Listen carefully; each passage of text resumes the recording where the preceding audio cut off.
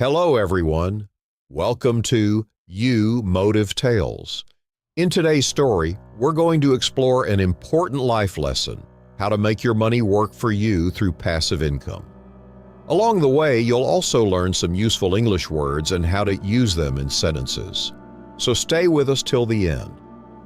Once upon a time, in a small and busy village, there lived a young man named Ryan. At the age of 25, Ryan worked at a local grocery store.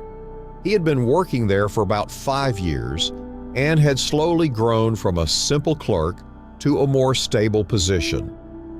Even though Ryan was saving money regularly, he felt that his savings were growing very slowly. He started thinking, is there a way to make money grow faster without working extra hours? Since his job already took most of his time, he couldn't take another job. One day, during his day off, he decided to visit a wealthy man named Mr. Denier who lived in a nearby village. Mr. Denier was known for his wealth and smart investments.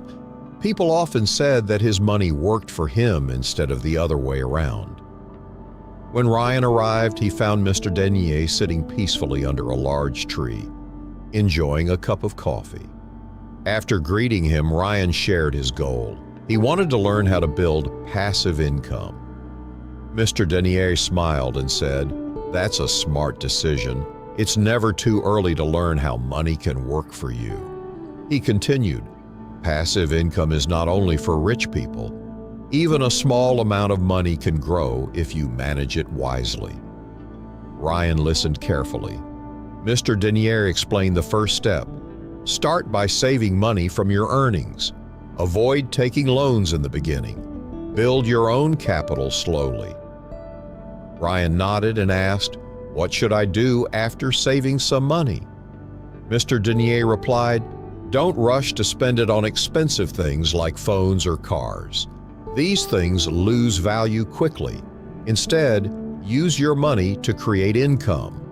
Ryan realized that he often dreamed about buying luxury items, but now he understood the importance of patience. Then Mr. Denier said, "Next, look for opportunities around you. You don't need big investments to start." As they walked through the village, he showed examples. "Look at that house," he said. "Someone started a small Wi-Fi service with limited money. And over there, another person started a small poultry setup." Ryan was surprised. He had never noticed these simple opportunities before. Mr. Denier continued, "The key is to observe your surroundings and think differently." After returning, he explained further, "Once you find an idea, don't wait too long. Start small and learn as you go. You don't need a perfect plan." Ryan felt more confident now. Mr. Denier added, "As your income grows, reinvest your profits. Slowly expand your work, just like small businesses grow over time." Ryan asked eagerly, "What else should I remember?"